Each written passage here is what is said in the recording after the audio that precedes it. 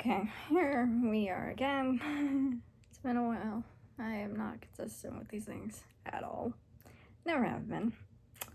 So, mm, uh, I'm just. This is probably gonna be a quick one because it's a very short one. A short one. Because it's really a short story, not like a full, like, chapter long story. I don't have a name for this freaking short story because I couldn't think of one.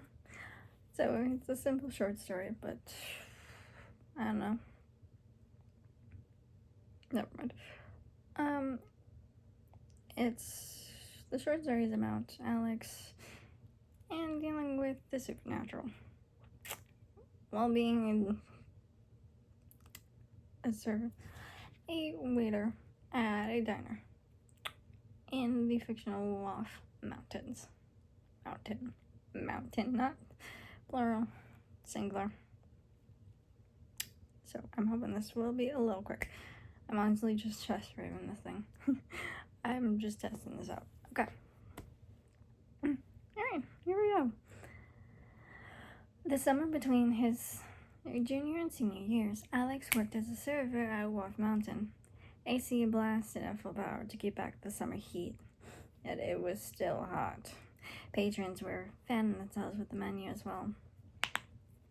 Alex and the other servers found with their hands.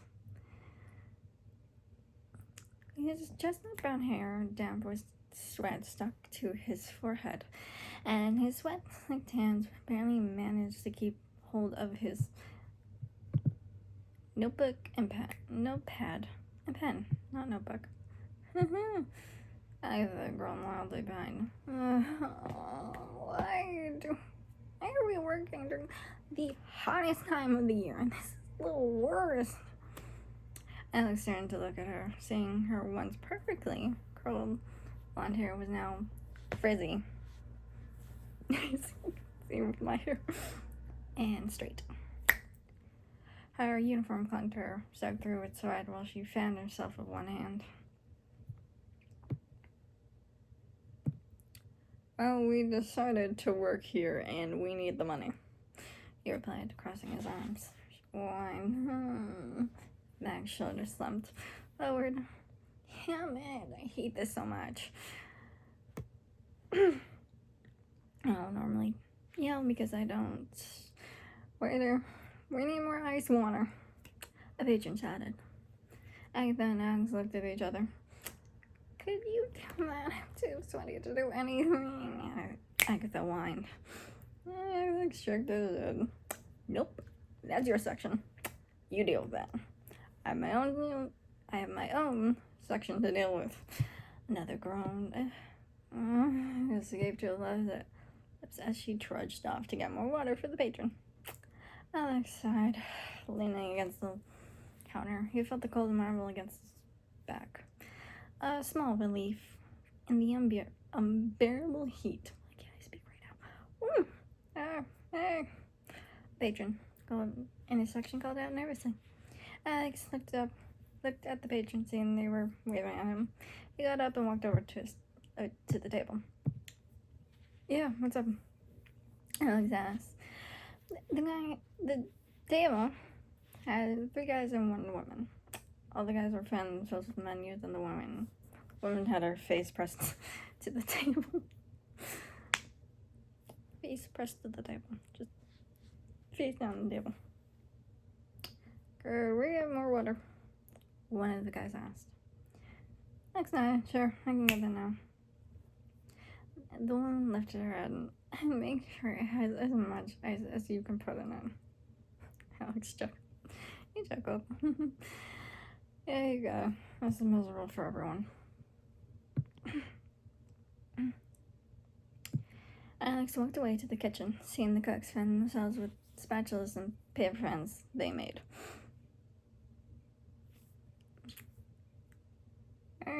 How are you guys dealing with the heat? Alex asked as he grabbed the pitcher. And the cooks groaned. Ugh. Alright, but I'm about to ask Beth if we can go home. No one has ordered a hot meal. and no one's going to. It's too freaking hot from there. We're not needed here. Alex nodded, filling the pitcher with ice. Yeah, but you know Beth. She's not gonna let you go. She believes if she lets you go, then people would want a hot meal, and there would be no one to make the meals.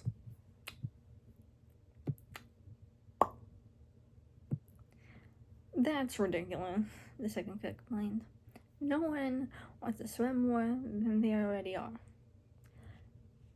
Yeah, and that's never happened once in the summer months, the third one added. The first cook smacked a hand on the cold grill against the closed grill. Exactly, for the year I've worked here, no one has ever done a hot meal when I was working in the summer. I filling the pitcher with water. Maybe the general manager could step in and help us. First cook, Maddie, rolled her eyes. Yeah, like that's ever gonna happen. You never know. Alex replied with a shrug. He walked out of the kitchen and headed back to the table. One of the guys were arguing with the woman. It was your idea to go camping in June. Weirdly enough, it's about to be June. Not like literally. Like 4 days from now. Either way, I warned you this would happen. The guy said, wiping the sweat from his brow with a napkin. Oh, roll her eyes. Oh, come on, you know I'm stubborn. I just didn't take the heat wave into account. Alex poured the water into the glasses. Let's not get aggressive. We're all miserable in this heat. Not everyone's prone to making good decisions, he interjected. Thank you, the woman said, spitting on the water. The guy sighed and took a sip of water. Alex moved to the next table, refilling the glasses one by one before heading to another nearby table with the pitcher still in hand. Just as he reached the first glass, a sharp bark sounded beside him. Everything seemed to freeze. Conversations cut short as everyone turned towards the unexpected sound. Sitting beside Alex was a red fox, its small beady eyes fixed on him expectantly, while its white-tipped reddish-brown tail switched back and forth. Oh, what are you doing in here? Alex asked, staring down at it. His eyes immediately flicked to the last door. Oh, okay, hold on. So yes, they do. The restaurant does have a glass door. Dude, it's a double door, basically. Double doors. No. Would it be? I don't know. Glass door. Never mind. It's not a double door because it says glass door. Just one door. It's up to you. It was still close, completely intact. The forest sat far enough back. I don't know what I'm doing.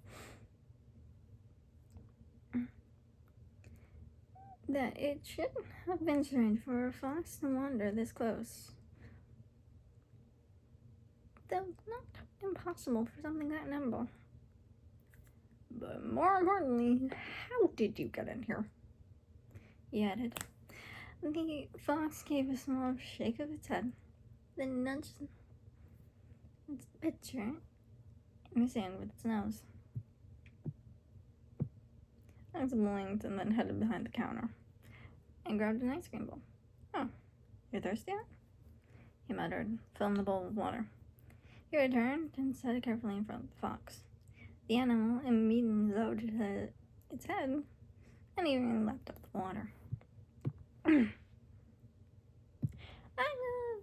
walked over to him, leaning closer. What is a fox doing in here? Do foxes even come out during the winter? She whispered. Alex shrugged. I don't know anything about foxes, but do now. A few kids around the restaurant looked curiously. Some wanted to approach the fox as it lapped up the water. Yet their parents stopped them, talking about rabies and another disease that didn't seem connected to foxes. Should someone call animal control? A patron questioned, looking at Alex. Alex shook his head. No, I'm sure if we open the door, then the fox will scurry on out.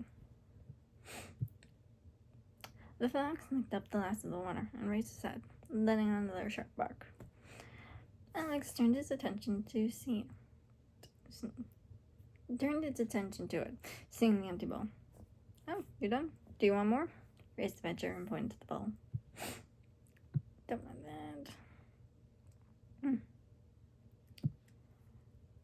The fox shook his head and pushed itself to its paws. Just stood up, essentially. It trotted over to the door, nudged it open, and slipped out quickly. Just nudged it with its nose and then whoop. Well, at least we now know how it got in, Alex muttered. A few hours gone by, and it was 7 p.m. by the time Alex and Agatha were leaving Wolf Mountain. The temperature had gone down to the 70s when they were heading to their cars. Alex halved, clicking his key fob to unlock his car. Headlights flashed in the sudden dark. Good night, Agatha. I'll see you tomorrow, Alex muttered, walking to his car. Agatha nodded as she headed to hers. Yeah, see you tomorrow, Alex. Alex got into his car, shutting the door, putting on a seatbelt before turning on the car. The AC began to blast. And blasting cool air into the car. Alex really acknowledged it and putting it into drive and backing out of the parking lot. He began driving away from the restaurant. The drive from the restaurant to his house was an hour. Alex turned on the radio as he stared out at the road with cars. Jars. Why did I say jars? Driving in front of him. The hour went by quick, and he was back home. Alex parked in the driveway and turned off his car. Unbuckled himself for getting out. He closed the door and walked up the driveway to the door. Pulling out his key, he unlocked the door and went inside. Hey, Siri, how was work? Did the heat wave make it difficult for you? His mother called out from the living room. Alex shrugged, kicking off his shoes. It was okay. Wasn't too difficult in the heat wave.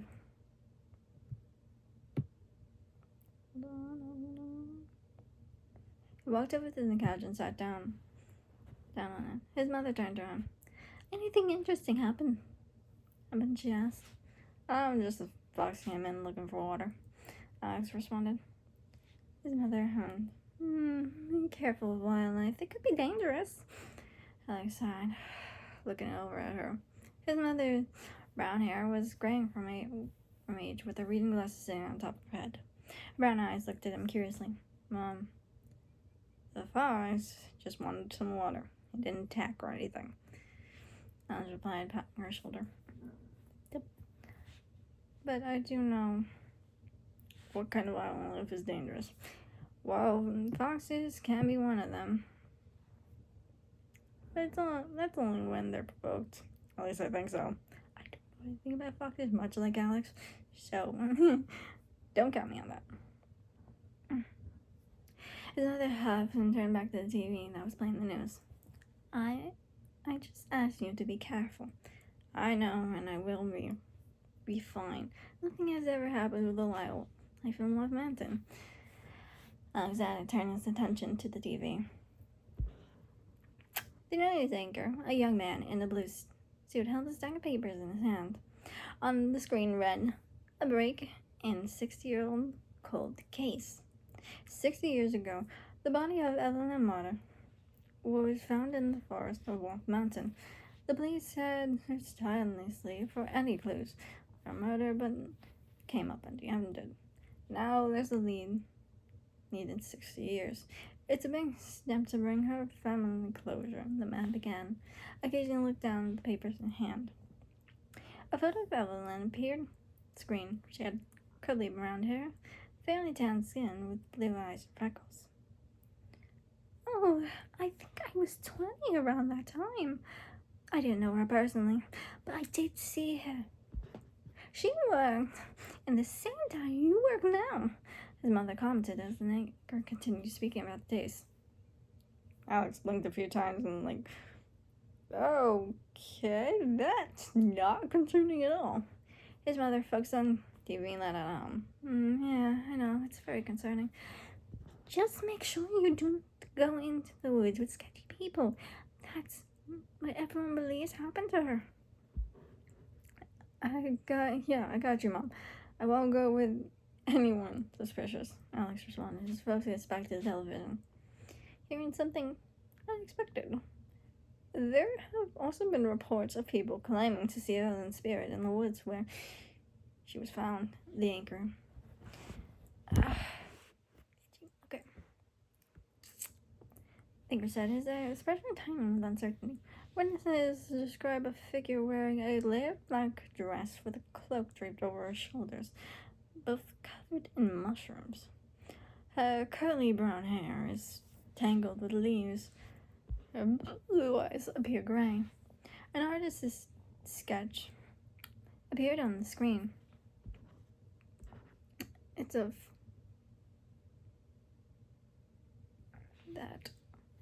the description said. They claim she's often remembered by a red fox. Anchor continued. According to these reports, the figure identifies herself not as Evelyn, but as Ebony, calling herself a forest herald, who delivers messages about people's fates. Authorities have not been able to verify any of these accounts. The anchor continued. Oh, that's weird. Alex commented, looking at the sketch of Evelyn's spirit's appearance. It's probably a hoax. God had already taken a spirit to heaven. Ain't no way she's still here. Not her. His mother responded, patting Alex's hand. Alex sat up a bit, thinking back to the day. The red fox he had seen at work.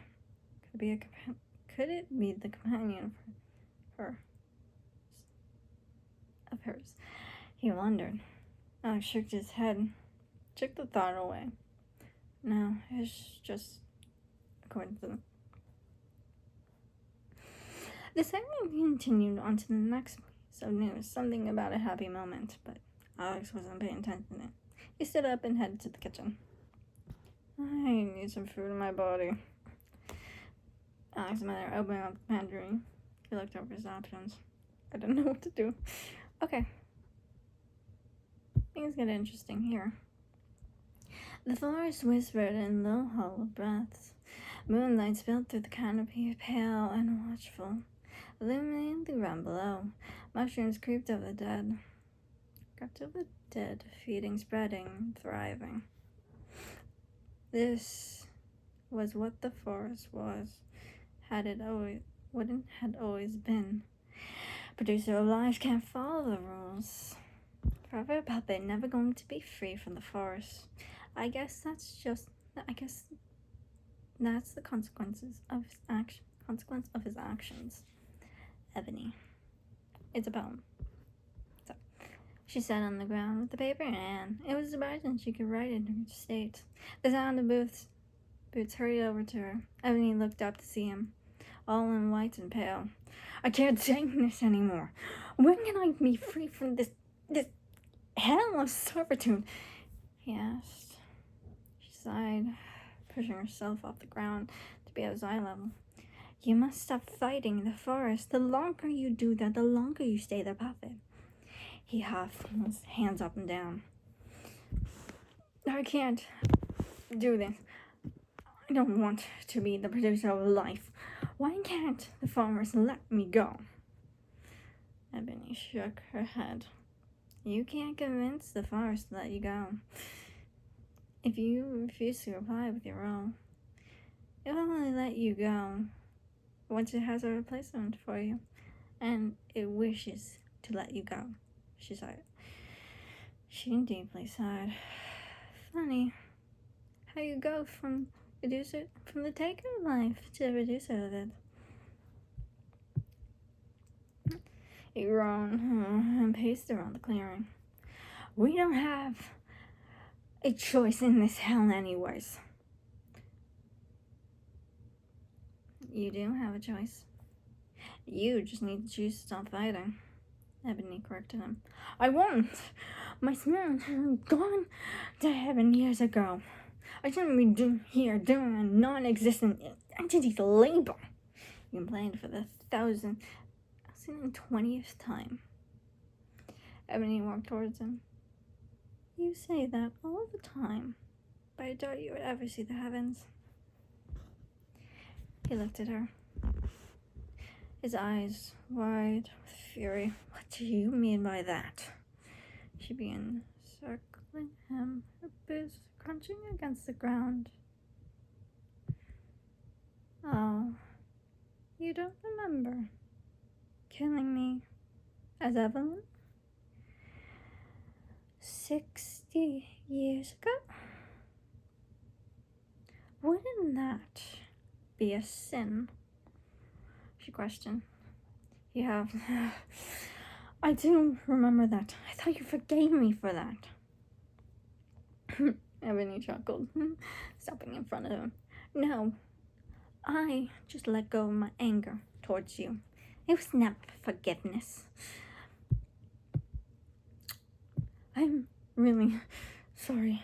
Please forgive me. Help me get out of this. He pleaded, eyes in him like he could cry, but no tears would ever spill from those eyes. Most. The forest made your spirit the producer of life as a revenge for taking life.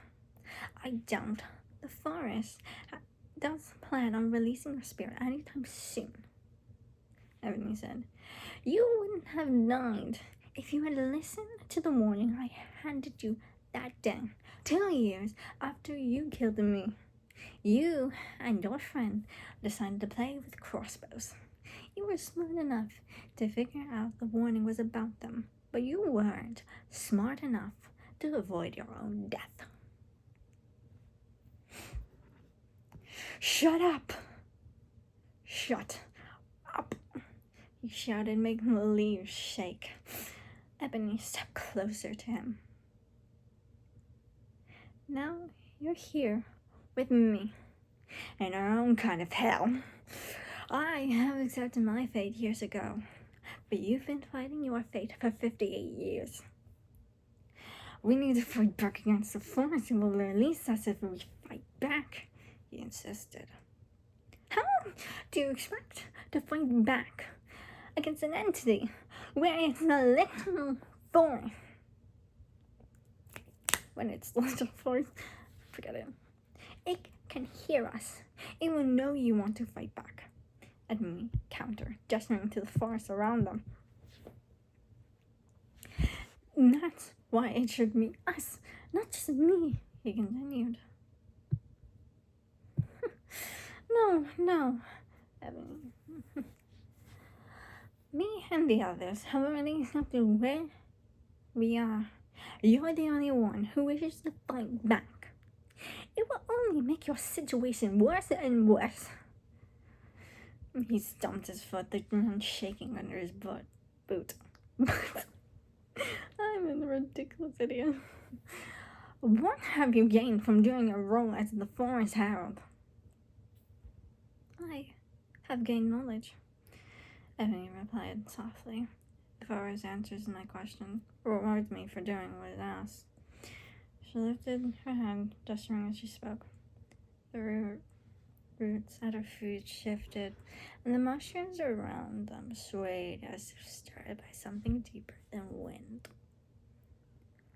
I know there are thousands of spirits like us, bound to different biomes, and none of them had a choice either. Some still fight back, and their lands punish them in ways you would never understand. Her gaze softened, staring into his white eyes.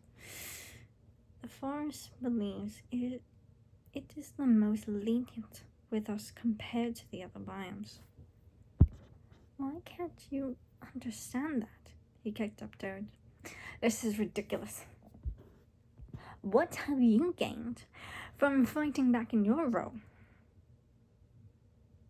Having a question, he turned his back to her, weaving her off dismissively. A quiet sigh slipped from her lips. Nothing, she answered for him. You've gained nothing but puppetry. You continue to be the forest's puppet, when you can just do your role and be free from their control. I'm done with you, he muttered, walking away from her. Ebony pulled up her hood, turning in the opposite direction. You're always done with me, she muttered. And yet, you always come back, just to complain. Ebony walked away from the clearing. The roots no longer swayed, and mushrooms trailed her every step. You're angry, a soft voice whispered. Ebony turned to her right to see a red fox companion. Also a young girl's spirit flickered above the fox. Hello again, Roxanne, Ebony said with a nod. Yeah, he got on my nerves again. The fox walked closer to Ebony. You mean your metaphorical nurse? Roxanne asked. Ebony chuckled. Yes, Roxanne, my metaphorical nurse. Roxanne giggles. We're both dead. Yet I'm in a living fox, so technically I'm alive. I think, anyways. Yes, your spirit was placed in that fox as a way to let you live, Ebony explained. Roxanne Tom, I quite like it. A living giving water this evening. The heat wave is making it difficult to find cool water. Ebony raised an eyebrow. No one was afraid of you? Like these several other times you've done that? Yep, just curiosity and kindness, Roxanne replied, grinning widely. The fox she possessed that lullaby. Ark. Oh, the fox is hungry, so we're heading off now. Alright, just be careful of hunters. I've been warned. Roxanne nodded. I know, I'm always cautious about the hunters. I'm just gonna find some rabbits to eat. The fox ran past Ebony and deeper into the forest with a haunting giggle behind it. That is the end of that. Do let me know how you like this, because I don't know. I don't know if I'm going to be adding on to this too, because really nothing, actually, that was not even the plot. This is still a work in progress. Yeah. Wanted to share anyways, because I am suffering from extreme writer's block and I need some inspiration. So, bye.